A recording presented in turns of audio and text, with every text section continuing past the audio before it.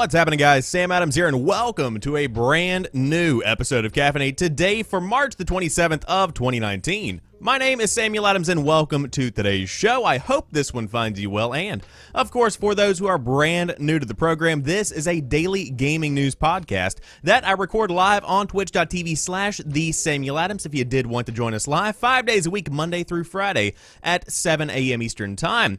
It's always a good time as well. Now, of course, the show is then put up on YouTube services and podcast services around the world if you did want to check it out. But what are we going to be talking about today? Yesterday, we saw the very first ID at Xbox Game Pass show. It was roughly about 15 minutes of the biggest games coming to Game Pass, which, of course, is a subscription-based service for the Xbox One and technically PC, although it's not as fleshed out. So we'll talk about what was shown off there, all of the good games coming out.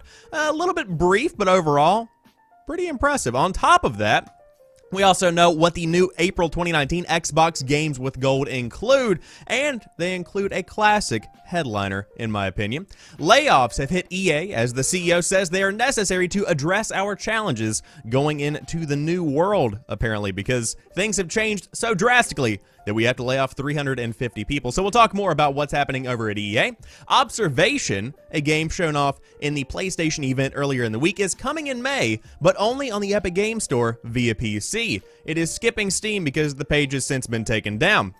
Now, we will talk more about that when we get there, but you might be saying, Sam, this seems to be happening a lot. Should we continue to talk about this every time a game chooses to make more money on the Epic Game Store? I just want to take the moment to talk about the Epic Game Store because it's the podcast, and I might as well talk about things that I'm passionate about. And then on top of that, we also have to talk about Article 13, which is Europe's new copyright law and what that means for Twitch and YouTube, because that is incredibly important. So we will talk more about that. We will talk about what's going on with all of that. And of course, if you are joining me live in the chat, I appreciate you being here as well. But without further ado, let's go ahead and dive into the hottest gaming news of the day. First off, coming to us from Polygon, we have a roundup of the biggest news from ID at Xbox Game Pass. Xbox Indies Killer Queen Black, Outer Wilds, and Blazing Chrome will launch on Xbox Game Pass. Of course, other places as well, but they're included with Game Pass on day one. Xbox Game Pass subscribers will get access to 3 upcoming indie games, Killer Queen, Black, Outer Wilds, and Blazing Chrome, the same day they launch on Xbox One. Microsoft announced the news today during an episode of ID at Xbox Game Pass, which you can always watch here, and of course, like I said, it's about 15 minutes long, and it's a pretty good show. Multiplayer arcade game Killer Queen Black, space exploration game Outer Wilds, and Contra-esque run-and-gun shooter Blazing Chrome do not have firm release dates, but all 3 are expected to launch sometime in 2019. Previously announced ID at Xbox Indies coming to Xbox Game Pass include Void Bastards, Operentia: The Stolen Sun, Supermarket Shriek, The Good Life, and After Party, and those games will also launch day and date on Xbox Game Pass. Microsoft promises more than 100 games as part of Xbox Game Pass, which cost $9.99 per month. And in March, Microsoft added Deus Ex: Mankind Divided, What Remains of Edith Finch, Just Cause 4, Fallout 4, and more. And of course, you can always check out the full list of games currently available via Xbox Game Pass on the official website for the service. Now, overall, the show itself, considering it is the first of many indie, Nindy Direct style shows for Xbox, it was pretty good. I enjoyed watching it. Now, were there any big announcements? Nothing that really blew my mind, but with that being said, the amount of quality games coming to Xbox Game Pass just increases the value of the best value in gaming, and that's what I've always said about Xbox Game Pass. For $10 a month, you can get AAA games, you can get awesome indie games, you can just genuinely fill your Xbox time, whatever time you have to play games, with awesome games for a very low price. And to be quite honest with you, whenever you take into consideration every subscription service available throughout the gaming industry today, Xbox Game Pass is the one that presents the most value at the time of this podcast. It is fantastic, and I would say borderline a necessity for anybody that has an Xbox console, because for $10 a month, you get access to way more games than you would traditionally be able to get access to for $10 a month. Let's put it that way. But with that being said, what is the biggest announcement from the show? I would say obviously Killer Queen Black, because of course that is an arcade game that has 8-player multiplayer. It was originating in Seattle, I believe, in a genuine arcade machine. Again, this is something you can look up yourself, but overall, cool to see it coming out on day and date to Xbox Game Pass. And of course, Outer Wilds looks fantastic as well. Glad to see that one getting added to Game Pass as well. But of course, the cool thing about the Xbox show, in comparison to stuff like the State of Play and even a Nintendo Direct, is that ID at Xbox Game Pass not only showed you the games and showed you some gameplay and gave you details about when they would be coming to Game Pass, but it also gave a deep dive into the game itself and also gave interviews with the developers to kind of allow a connection with the people developing the game and to understand more about what they are doing with their titles. So overall, out of all of the shows of this nature that have been popping up, ID at Xbox Game Pass does it incredibly well. So without it out, looking forward to more of this kind of thing. And of course, Game Pass is $10 a month if you did want to dive in and check out some pretty impressive games. Blazing Chrome, also a very cool game. It reminds me heavily of Contra, even Metal Slug, if you will. Really cool looking stuff. One that I've added to my wish list on Steam. But let's talk more about other free games you can get with your Xbox Live Games with Gold, because the April 2019 games have been announced, and they're okay. They're fine. Microsoft has revealed the 4 games coming to Xbox Games with Gold in April of 2019. Xbox One users will be able to grab RPG The TECHNOMANCER and open-world sci-fi OUTCAST Second Contact, while 360 players can get the original Xbox version of Star Wars Battlefront 2 and Tom Clancy's Ghost Recon Advanced Warfighter 2. Both 360 titles can be played on the Xbox One thanks to backwards compatibility, as every new Xbox Live Games with Gold game can. The TECHNOMANCER will be available all month from April 1st to the 30th, while OUTCAST Second Contact will kick in on April the 16th all the way until May the 15th. As for the classic games, Battlefront 2 is available between April 1st and the 15th, and Advanced Warfighter 2 between the 16th and the 30th. It's a mixed bag this month, they say. The review of TECHNOMANCER scored a 4.9 over there on IGN out of 10, citing a poor combat system, unconvincing characters, and bad progression, all of which spoils a complex story and an enjoyable world. It's better news for the Xbox 360 games, though. Ghost Recon Advanced Warfighter 2 scored a 9.1 thanks to its fantastic presentation and brilliant use of sound and visuals to create a compelling virtual war zone. And of course, Star Wars Battlefront 2 is a firm favorite despite its age thanks to that ground-to-space combat, and it is oh so fantastic. It is just truly... It's a blessing to the gaming industry, the original Star Wars Battlefront 2 is. But that's not to be confused with the new Star Wars Battlefront 2, the one that came out a couple of years back. No, we're not talking about that one. We're talking about the OG, the good. But the March 2019 Xbox Games with Gold lineup featured Adventure Time, Pirates of the Enchiridion. Again, don't watch the show, don't know what that is. Plants vs. Zombies Garden Warfare 2, Star Wars Republic Commando, and Metal Gear Rising Revengeance, if you did want to check out those. So overall, I would say that when it comes down to it, some pretty impressive stuff coming to the Xbox Live Games with Gold lineup. So if you did want to check that stuff out, you'll need an active Xbox Live Games with Gold subscription. And of course, if you have one of those, these games are all yours for free, at least for now. They'll go away at the end of the month. But let's move on to talk about Electronic Arts, because the CEO announced that they are laying off 350 employees to address our challenges. Electronic Arts will lay off approximately 350 people today. The news comes from CEO Andrew Wilson, who shared a brief statement on the official EA News website. Representatives from EA told Polygon staff reductions will come from the marketing, publishing, and operations teams. Additional employees in Japan and Russia will also be impacted. The layoffs represent a nearly 4% decrease in headcount for the 9,000-person company. Today, we took some important steps as a company to address our challenges and prepare for the opportunities ahead, Wilson wrote in his post. As we look across a changing world around us, it's clear that we must change with it. We are making deliberate moves to better deliver on our commitments, refine our organization, and meet the needs of our players. The news comes during a particularly fraught time in the game industry. Late last year, Telltale Games laid off most of its staff in a single day, a sudden collapse that led to anger on social media. Then, in February, Activision Blizzard laid off 8% of its workforce despite record earnings. Fear and insecurity among developers has put renewed focus on efforts to unionize the industry, and one organization, Game Workers Unite, even has the vocal support of the AFL-CIO. So far, no union group within any game industry organization in the U.S. has stepped forward to demand recognition, but many believe this year is the year that it may finally happen. This is a difficult day, Wilson continued. These are important but very hard decisions, and we do not take them lightly. We are friends and colleagues at EA. We appreciate and value everyone's contributions, and we are doing everything we can to ensure we are looking after our people to help them through this period to find their next opportunity. This is our top priority. Reached for additional comment, EA had nothing to add beyond Wilson's public statement. And so that's pretty much where the situation leaves us right now. Now, I do want to reiterate that Electronic Arts is, of course, giving them a severance package. They are helping them find their next steps, both within EA, if that is possible, and also externally with other sources and resources that can help them through this period. But the gaming industry is shifting in an incredibly strange way right now. Of course, we've talked about here on the podcast many instances over the past few months where layoffs have been an increasing, commonality in today's day and age, especially within the gaming industry. And so whenever you're considering what's happening, why this is happening, I think that companies are beginning to, as Andrew Wilson says, prep for what is coming, because there are just needs that aren't necessarily needs anymore, and they can shift that funding to other portions of the company. And at the end of the day, it's up to a company to run the company in the best way that makes the most profit. And I hate to be the guy that says that, because nobody wants to be the guy that says companies are trying to make a profit. Because we want to live in a world where the employees are number one. We want to live in a world that makes everybody as valuable as possible. And I value all of the employees for every single company. You know what I'm saying? It's one of those things where I hope everybody lands on their feet. Everybody has value. But when it comes down to it, the job of a company is to make money.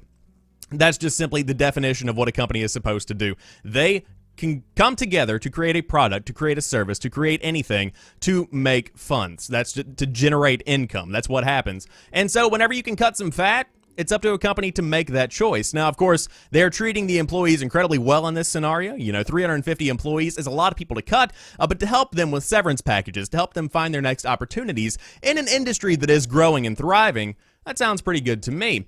Of course, my thoughts go out to everybody impacted by this, because nobody likes to lose their job. That always sucks, regardless of what industry you're in. But it's one of those things where the gaming industry is beginning to shift very quickly, and talk about unionization is something that should definitely be considered, because whenever other industries can do it, why shouldn't the gaming industry, one that's huge and growing and a giant part of modern entertainment today? So I support unionization. I think it's a big part of every industry, and overall, I think that it could be nothing but a benefit for those that are working in an industry that can be so increasingly cutthroat in today's day and age. But that is just my 2 cents. Again, the big news here is that 350 people have been laid off over there at Electronic Arts, and that's never a good thing to hear. Although, again, companies be companies, man. Companies be companies. But let's move on to talking about Observation, because for those that don't know, Observation is coming in May, but only on the Epic Games Store. Now, to back up, you might be saying, Sam, what is Observation? Well, Observation is a game that was shown off a couple of days ago during the PlayStation event, the State of Play. We talked about it both on yesterday's episode of the show and also in a video I uploaded late last night. But essentially, it's also been shown off elsewhere. It's coming from Devolver Digital, and it's a game in which you are the spaceship, so it's kind of like you see what's happening within this spacecraft that's up in the outer space. But Observation, No Code's spooky sci-fi thriller, is only a couple of months away. The story's untold developer and publisher Devolver Digital announced the impending release with a flashy news story trailer, which you can watch above. The news was also accompanied by the game vanishing from Steam. Now it's just coming to PS4 and the Epic Games Store, so it looks like Epic got itself another exclusive. It's available for pre-order on the store now. While Observation is shaping up to be quite a bit different from No Code's previous horror game, both tell their stories unconventionally. Stories Untold plays with text adventures and has you interacting with the world exclusively by fiddling with retro machines and computers. Observation puts you in the role of the space station's AI rather than a member of the crew. You can still talk, control some of these station systems, and watch through the station's cameras, which should come in handy as you try to figure out why all of the humans are vanishing. Observation is due out on the Epic Games Store on May the 21st, and like other Epic exclusives, it may end up on Steam and other stores in the future. And so, I bring this up not because Observation is one of the year's biggest releases and it's something that should be peddled heavily. I bring this up because of the commentary that I'm seeing on social media. If you go to the tweet from Devolver Digital announcing that Observation is coming in May and it's coming to the Epic Games Store, you see a slew of replies from people that are angry. They say, well, you lost a customer. Well, I'll just wait until it comes out on Steam. Why isn't it coming out on Steam? Oh, you sold out. Oh, you're just in it for the money. Let's go back to the company point that I made earlier where companies try to make money, but that's beside the point. The fact of the matter here, and I'm going to make a full video on this at some point because I've been, in discussions with people on social media about this. The Epic Games Store, the Epic Games Launcher, whatever you want to call it, is available for free. Like, you literally go to Google, okay? You go to google.com and you type Epic Games Launcher and you download it, okay? It is not something that requires a subscription. It's not like Xbox Live Games with Gold. It's just simply a storefront where you download games like any other launcher. It's not a big deal. Now, I would understand if it was like, well, it's not compatible with this specific kind of hardware. It's not compatible on your specific PC where Steam is universally compatible. It's literally just another icon on your desktop. You just log in and do it. You just log in and you just get your games. But it is what it is. So when it comes down to it, Observation is coming in May. Big new original game coming from Devolver Digital. But if you did want to check it out, coming out on PS4 and the Epic Games Store. And hypothetically, it could come out on Steam in the future. I don't, you never really know with that one. But it looks pretty good, and I must admit that whenever I saw it during the State of Play, I had never heard of it before, so it's beginning to kind of make some waves. A lot of people are talking about it, and it could be a pretty awesome-looking new game. But again, people are just upset about the fact that it's not coming to Steam, and they're also upset about the fact that for some reason, Steam has some competition now. I don't know why that's riling people up. I don't know why that's ruffling feathers, but hey, the gaming industry will be the gaming industry, I suppose, so we will see what happens whenever it comes out on May the 21st. So now let's talk about Article 13, because what Europe's new copyright law means for Twitch and YouTube is essentially that it's not looking good. So this is an article from Nathan Grayson over there at Kotaku, and I wanted to talk about this because it's incredibly important, and I don't see enough people talking about it over here on the state side of things. Because, again, things are also falling apart over here, but in a different way. So I wanted to bring some light to it on at least my show, my audience, whatever needs to be informed. If you live in the European Union, or if you're an avid fan of European politics, and who isn't, you've probably heard about Article 13 in the past handful of months. And if you've heard about Article 13 from someone on the internet, that person probably didn't have kind things to say about it. Article 13, which was approved by the European Parliament today, also included a so-called copyright directive that makes platforms like Google, Facebook, Twitch, and YouTube liable for whatever is contained in the contents users upload to those platforms. Fair play to the broader strokes of these laws, creators do deserve credit for their work, and tech companies are in bad need of regulation. In reality, though, Article 13 doesn't really accomplish either of those things. Companies will either have to pay rights holders, read usually other big companies, for any copyright infringing content, or, and this is the more likely outcome, they'll have to meticulously scrub uploads of any content that might cross the line. On sites like YouTube and Twitch, where creators regularly create videos and streams using everything from video game footage to emotes of copyrighted characters, this could signal a sea of change. In the months leading up to today's vote, YouTube and Twitch put out uncharacteristically aggressive statements that took aim at Article 13. In a letter published in December, Twitch warned that it could be forced to impose filters and monitoring measures on all works uploaded by residents of the EU, which would require streamers to provide copyright ownership information, clearances, or take other steps to prove that you comply with thorny and complicated copyright laws. The company also warned that streamers will very likely have to contend with false positives associated with such measures, and it would also limit what content we can make available to viewers in the EU. In other words, even if you are streaming in the US, you could lose European viewers thanks to Article 13. Last week, Twitch also called Article 13 a bad copyright reform and posted a video of streamers speaking out in favor of freedom of expression. In a similar letter, YouTube put forth an even more explicit condemnation, stating that Article 13 threatens hundreds of thousands of jobs, European creators, businesses, artists, and everyone they employ, because its passage would turn hosting regular people's content into a bottomless abyss of risks.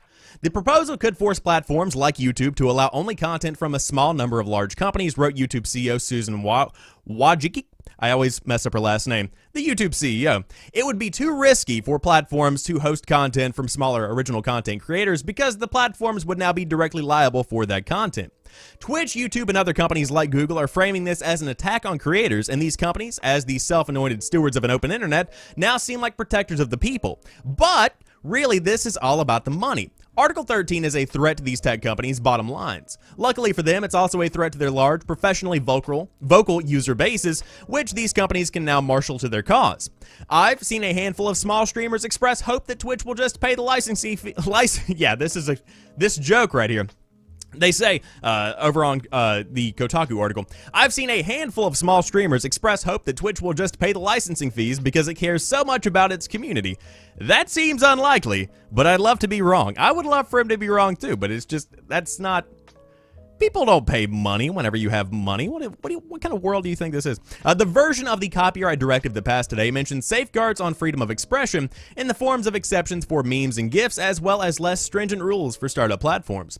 Still, Article 13 has streamers worried. Popular streamer, whose face is possibly even a more popular emote, Dan's Gaming, said on Twitter that Twitch's future in EU is now uncertain, and Swedish streamer and edgelord-in-chief of Twitch's biggest troll community, Forsen, said during a stream today that Article 13 has him considering a move to the United States. Article 13 will not kick in right away. The countries that comprise the EU must now accept Article 13 and its associated articles and directives, leaving room for amendments and other changes, and it will not officially go into effect until 2021. So now, Wally in the chat says, is that why YouTube is being shady? Because they're trying to get a shit ton of money to try and protect themselves from this stuff. I wouldn't say it that way necessarily, but I think that YouTube is being vocal about this because they're trying to not have to change how they are functioning worldwide. And of course, when it does come down to it, although the companies are trying to avoid paying a specific amount of money to pretty much stay out of the, light of the law, so to speak, I also believe that they are genuinely concerned about the creator population, because without content creators, both Twitch and YouTube do not exist. There is no reason to have a Twitch without streamers. There is no reason to have a YouTube without YouTube content creators.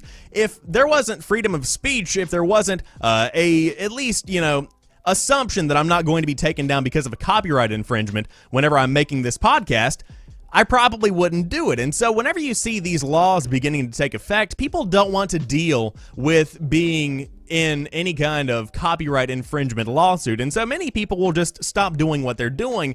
And as the YouTube CEO says, you might be focused on creating content for or by these big companies and putting it up on YouTube instead of on the smaller creators like myself. And so I bring this to the podcast, I bring this to the public eye, because it's important to make your voice heard over the course of the next 2 years. Because again, these laws don't necessarily go into effect for the next 2 years, and so you're going to be seeing a lot of people begin to talk more and more about this. A lot of people begin to protest, etc., etc., and so you're going to be seeing that kind of stuff go on over the next few months. But without a doubt, a ton of people on Twitter very upset about this. A ton of people around the world very upset about this, because creators in the United States understand that the world is increasingly globalized. Globalization is something that is impacting everybody's day-to-day life, whether you actually realize it or not. And so whenever you see these copyright laws impacting people in the European Union, that is also impacting the lives of creators, of emote, artists over here, of everybody that has anything to do with online content creation. That is something that is impacting everybody's lives globally. And so whenever you consider that, it's easy to understand why people are being upset and why people are, being kind of hesitant to say, hey, everything is looking peachy for the future, because quite frankly, it's not. So we will definitely see what's going on as time does go on. But of what I understand, YouTube is just trying to, not only save themselves, save some money, but also trying to help creators, and that goes for Twitch as well. But we will see what happens by 2021. Again, this is just in its infancy, but it did pass, and it is something that definitely needs to be paid attention to, because this could be a big deal going forward for content creators. Without a doubt, something that's very dangerous. So that wraps up today's show. Of course, if you enjoyed today's episode, be sure to drop me a like down below. And if you are joining me live in the chat, I appreciate you being here. And the show is hosted 5 days a week, Monday through Friday at 7 a.m. Eastern Time on twitch.tv/TheSamuelAdams if you did want to check it out. But as for right now, I'm going to go read more about Article 13 and also read more about these CEO announced layoffs coming to EA, because I'm very curious about both of these things. And I hope you stay curious as well. But I'll be back tomorrow for a brand new show, and you guys have a fantastic one. Peace.